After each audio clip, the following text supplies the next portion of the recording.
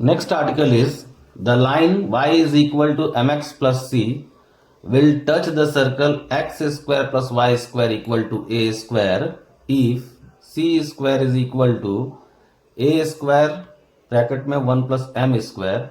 This condition is satisfied, then point of contact will be minus a square m by c comma a square by c.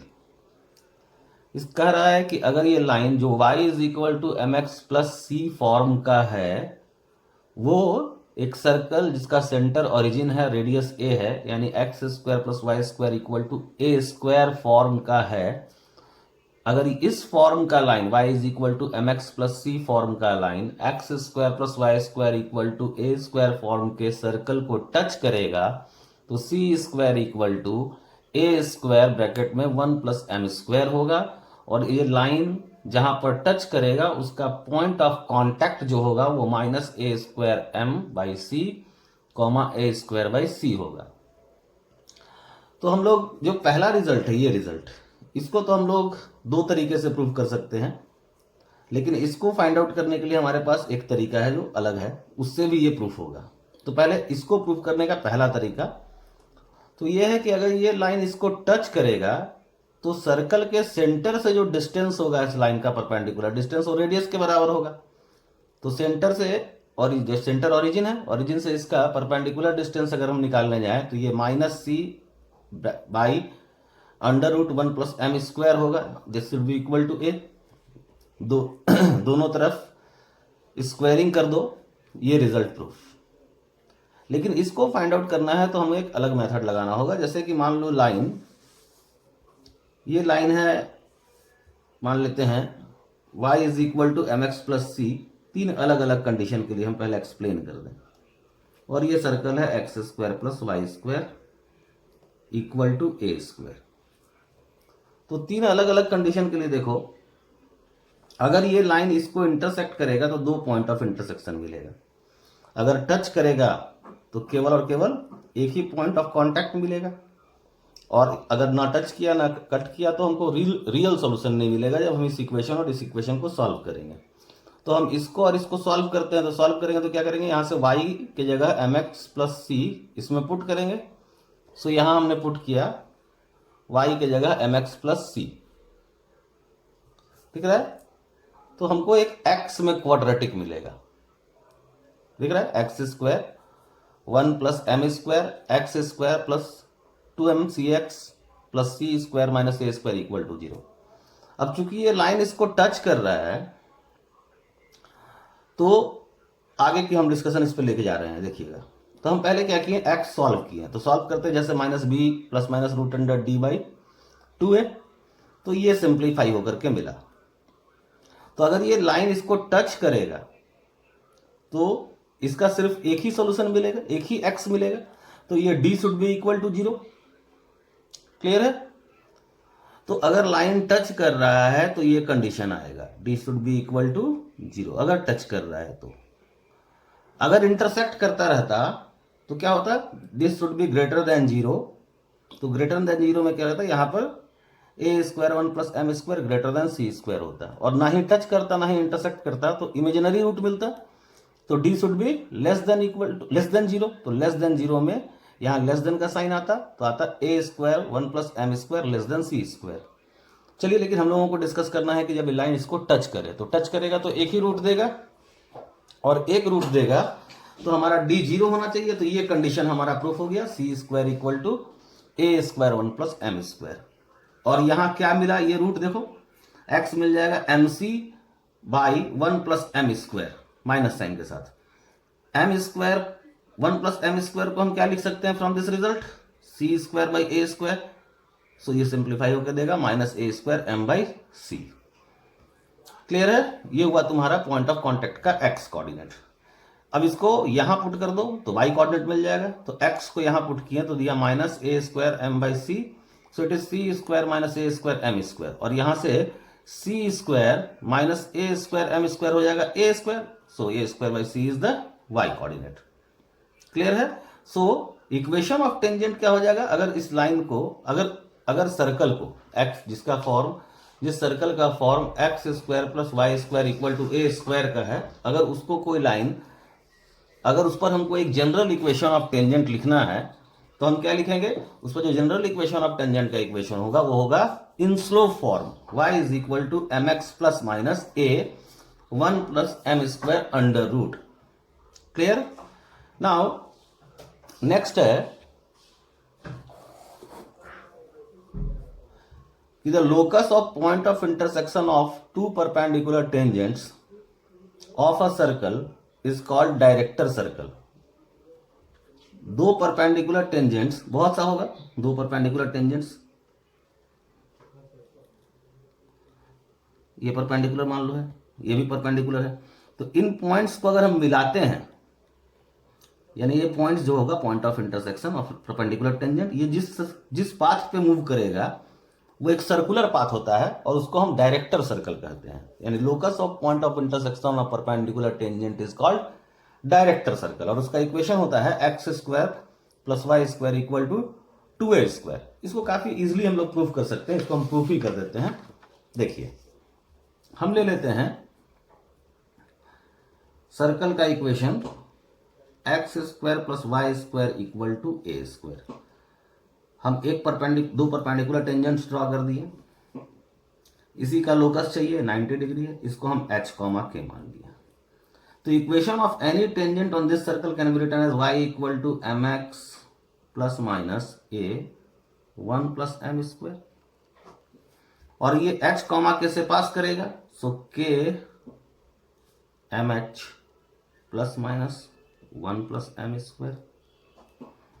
इसको इधर ले आइए M H को, और squaring कर दीजिए तो बोथ साइड, तो यहां क्या मिल जाएगा 1 प्लस एम स्क्वायर। एम में क्वाड्रेटिक बनाइए, क्या मिलेगा h square minus a square m square 2 h k m plus k square minus a square equal to 0। It has two root, एक m1 और दूसरा m2। m1 हुआ मान लो इसका रूट और m2 हुआ इसका रूट, मतलब m1 इसका स्लोप m2 इसका स्लोप। तो m1 इंटू m2 क्या होगा, this should be equal to -1। So product of root लिखो, product of root is equal to c by a। This should be equal to -1, so k square minus a square बराबर minus h square plus a square, और h और k के जगह finally हम क्या put करते हैं x और y। सो h के जगह x स्क्वायर, k के जगह y square equal to 2a square. So this is the locus of director circle. Clear है? नाउ एक क्वेश्चन है, find the value of c, the straight line y equal to 2x plus c is tangent to the circle x square plus y square equal to 25. Find the point of contact also. a कितना है 5, m कितना है 2, तो c अगर ये line इस पर tangent है तो c स्क्वायर बराबर a square 1 plus m square होगा। सो c m का वैल्यू डाल दिए, a का वैल्यू डाल दिए, c हमको मिल गया प्लस माइनस 5√5, एक प्लस एक माइनस। पॉइंट ऑफ कांटेक्ट क्या होता है, अगर इस तरह का सर्कल को इस तरह का लाइन टच करे तो minus a square m by c comma a square by c, a m c का वैल्यू डाल दीजिए। एक ये आया जब हम सी का वैल्यू पॉजिटिव डालें, और दूसरा मिलेगा जब हम सी का वैल्यू निगेटिव डालेंगे। क्यों 2 मिल रहा है? 2 मिलने का रीजन ये है कि ये जो सर्कल है, ये जो 2 मिलेगा, एक ऊपर वाला और एक पैरेलल इसके नीचे वाला, ये दोनों पॉइंट ऑफ कांटेक्ट। तो एक सी के प्लस वैल्यू के लिए मिलेगा, एक सी के माइनस वैल्यू के लिए मिलेगा। क्लियर है? नेक्स्ट क्वेश्चन है, find the if the equation of circle is x square plus Y square minus 2x minus 4y plus 4 equal to 0 and the line is y is equal to 2x plus c, then find the value of c। Clear है? तो हमको value of सी निकालना है। हम लोग standard form में पढ़े हैं, जहां पर सर्कल अगर ओरिजिन होता है, सर्कल का सेंटर अगर ओरिजिन होता है, यानी सर्कल का इक्वेशन अगर x square plus Y square equal to A square होता है और line y equal to M x plus c के फॉर्म का होता है, तो उसका पॉइंट ऑफ कॉन्टैक्ट हम जानते हैं minus a square m by c comma a square by c होता है। तो इस जो अभी सर्कल है उसको हम इस फॉर्म में लिख लिए, यानी x minus one the whole square plus y minus one the whole square equal to 1। Line ये है y equal to 2x plus c. Origin को शिफ्ट कर दो 1,1 पर। क्यों शिफ्ट कर रहे हैं? जब हम 1,1 जो अभी सर्कल का सेंटर है वहां अगर हम ऑरिजिन को शिफ्ट कर देंगे तो जो ट्रांसफॉर्म्ड सर्कल हमको मिलेगा उसका जो सेंटर होगा वो ओरिजिन हो जाएगा, यानी उसका जो फॉर्म आ जाएगा इक्वेशन का वो x square plus Y square equal to A square का फॉर्म का चला आएगा, और लाइन जो रहेगा वो y equal to 2x plus c के ही फॉर्म का रहेगा। तो हमने क्या किया, x माइनस वन की जगह कैपिटल x और y माइनस वन की जगह कैपिटल y डाल दिया। ये जो सर्कल है ये हो गया capital x square plus capital y square equal to 1, और लाइन हो गया capital y plus 2 equal to 2 time capital x plus 1 plus c, यानी y capital y equal to 2 capital x plus c. अब line y equal to M x plus c के form का है और circle x square plus Y square equal to A square के form का है। सो सी हम निकाल लेंगे। अब ये लाइन इसको अगर टच कर रहा है तो सी निकल गया, c square equal to A square 1 plus m square. So c हमको आ गया प्लस माइनस 5√5। तो पॉइंट ऑफ कॉन्टैक्ट अभी जो हमको मिलेगा minus a square by c minus a square minus a m square by c, और एक आएगा ए स्क्वायर बाई सी। तो वो पॉइंट ऑफ कांटेक्ट मिला। ये जो पॉइंट ऑफ कांटेक्ट हमको मिला ये एक्चुअली मिला क्या, ये हमको मिला कैपिटल एक्स और कैपिटल वाई। क्लियर है? ऐसा दो मिलेगा, हम लोग पहले वाले क्वेश्चन में देख चुके हैं। हम तो केवल एक्सप्लेन कर रहे हैं कि शिफ्टिंग ऑफ ओरिजिन लगाते कैसे हैं। तो हमको क्या मिला, कैपिटल एक्स मिला, यानी कि small x minus 1 equal to मिला -2 बाई √5। तो स्मॉल एक्स कितना मिल जाएगा, 1 minus 2 by √5। Similarly y minus 2 बराबर 1 बाई √5 है, कैपिटल y हमको मिला है 1 बाई √5। सो y कितना मिल जाएगा, 2 प्लस 1 बाई √5। क्लियर है? तो इस तरह से हम शिफ्टिंग ऑफ ओरिजिन का कॉन्सेप्ट अप्लाई करेंगे। अगर हम ओरिजिन पे कोई स्टैंडर्ड रिजल्ट पढ़े हुए हैं तो उसको हमको अगर शिफ्टेड सर्कल पर लगाना है तब, यानी जैसे अभी वाला जो रिजल्ट हम लोग पढ़े थे इसमें हम लोग जो स्टैंडर्ड रिजल्ट पढ़े थे वहां सर्कल का सेंटर ओरिजिन था और जो लाइन था वो y equal to M x plus c के फॉर्म का था। तब हम ये रिजल्ट अप्लाई कर रहे थे कि भाई c square equal to A square 1 plus m square होगा अगर वो लाइन सर्कल को टच करता है। लेकिन जब हम प्रॉब्लम सॉल्व करने गए तो हमने देखा कि सर्कल का सेंटर ओरिजिन नहीं होकर 1,1 था। तो हमने ओरिजिन को 1,1 पर शिफ्ट किया और फिर जैसे ही सेंटर ओरिजिन हो गया हमने उस स्टैंडर्ड रिजल्ट को अप्लाई कर दिया। तो जो शिफ्टिंग ऑफ ओरिजिन का कॉन्सेप्ट आता है, जो भी स्टैंडर्ड रिजल्ट हम ओरिजिन पर पढ़े हुए रहते हैं उसको शिफ्टेड प्लेस पर लगाने के लिए हम शिफ्टिंग ऑफ ओरिजिन का कॉन्सेप्ट लाते हैं। चलिए नेक्स्ट आर्टिकल देखते हैं। नेक्स्ट में the equation of common chord of to circles. दो सर्कल अगर एक दूसरे को इंटरसेक्ट करेगा तो ये कॉमन कॉर्ड बनेगा। तो हम एक सर्कल लिखें s इक्वल टू 0 और दूसरा लिखें s डैश। s डैश में क्या किया, यहां g डैश कर दिया, यहां f डैश कर दिया, यहां c डैश कर दिया, s डैश इक्वल टू 0। तो s माइनस s डैश अगर हम कर दें, दोनों को सीधे सब्ट्रैक्ट कर दें तो हमको ये मिलेगा, देखो तो एक s माइनस s डैश हमको क्या दे देगा, 2g minus g dash x plus 2f minus f dash y plus c minus c dash equal to 0। So एक लाइन देगा। क्लियर है? ये लाइन कैसा लाइन है, मेरा कहना है कि ये लाइन इस पॉइंट और इस पॉइंट से पास करता हुआ लाइन है। तो कैसे हम लोग इसको प्रूफ करते हैं, अगर इस पॉइंट का कोऑर्डिनेट और इस पॉइंट का कोऑर्डिनेट इस लाइन को सेटिस्फाई कर दे तो हम कहेंगे कि हाँ भाई ये लाइन है, इसी लाइन का इक्वेशन है। तो ए का कोऑर्डिनेट से मान लेते हैं अल्फा कॉमा बीटा। तो अल्फा कॉमा बीटा को अगर हम एस में डालें तो भी 0 और एस डैश में डालें तब भी 0, तो यानी इस लाइन को सेटिस्फाई करेगा। क्लियर है?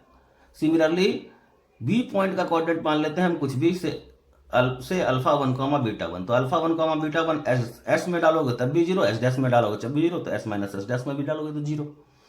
क्लियर है? तो length of the common chord यही समझ लो।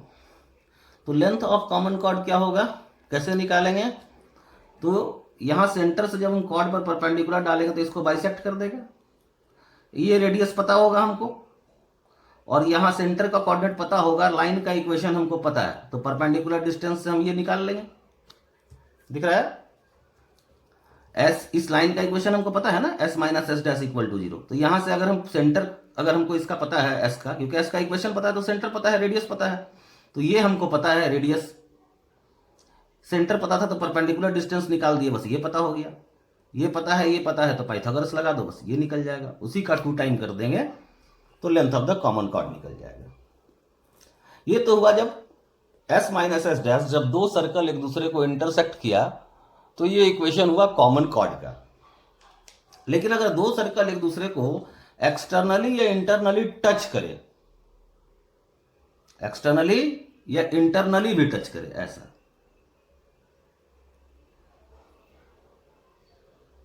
ऐसा, तो जो ये लाइन मिलेगा कॉमन टेंजेंट, ये होगा S minus S dash equal to zero, S minus S dash equal to zero. क्यों होगा? सिमिलर कॉन्सेप्ट है। इस पॉइंट का कोऑर्डिनेट, ये स्ट्रेट लाइन का इक्वेशन तो है, हम लोग देख चुके हैं, और इस पॉइंट का जो कोऑर्डिनेट होगा उसको एस में डालो, इस पॉइंट का कोऑर्डिनेट को भी एस में डालो तब भी जीरो, और एस डैश में डालो तब भी जीरो, तो इस पॉइंट को इसमें डालेंगे तब भी जीरो। क्लियर है? नेक्स्ट, तब क्या होगा अगर दोनों सर्कल ना ही टच करे और ना ही इंटरसेक्ट करे? तो मेरा कहना है कि अगर दोनों सर्कल ना ही एक दूसरे को टच करे और ना ही इंटरसेक्ट करे, तो ये जो एस माइनस एस डैश होगा इसको हम कहते हैं रेडिकल एक्सिस का equation. What is radical axis, जरा इस पर बात किया जाए। रेडिकल एक्सिस एक ऐसा पॉइंट है, रेडिकल एक्सिस जो होता है वो उस पॉइंट का लोकस होता है जहां से हम अगर दोनों टेंजेंट पर, दोनों सर्कल पर अगर हम टेंजेंट्स डालें तो उन दोनों का लेंथ बराबर हो। दैट मीन्स अगर हम यहां से इस पॉइंट से या इस लाइन पे लाई कर रहा है कोई भी पॉइंट, हम वहां से अगर इस पर टेंजेंट डालते हैं तो ये लेंथ हमेशा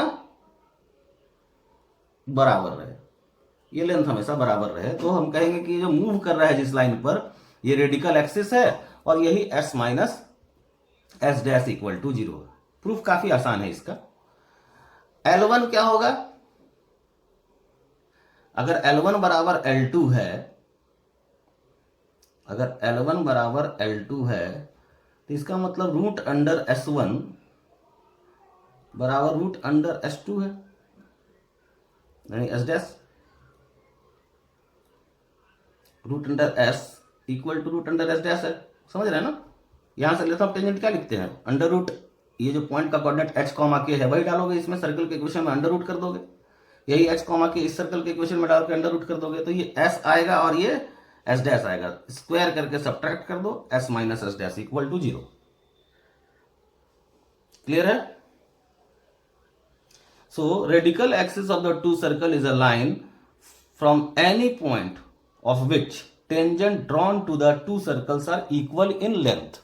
तो लेंथ ऑफ, अगर आपको लोकस निकालना है तो आप अगर फुल कैलकुलेशन करना चाहते हैं तो इसको h कॉमा के लीजिएगा, इसका इक्वेशन लिख लीजिएगा, इस तरह का आएगा, तो ये h कॉमा के की जगह हम आपको दिखा दें x1 कॉमा y1 लेकर, तो हम इसको x1 कॉमा y1 ले लिए, इस पे लिखोगे तो आएगा x1 square y1 square 2x1 2f(y1) plus c, यहां आ जाएगा x1 square y1 square 2g dash x1 plus 2f dash y1 plus c dash, subtract कर दो इधर लाकर, सिंपली तुमको मिलेगा s minus S dash equal to zero. That is equation of radical axis.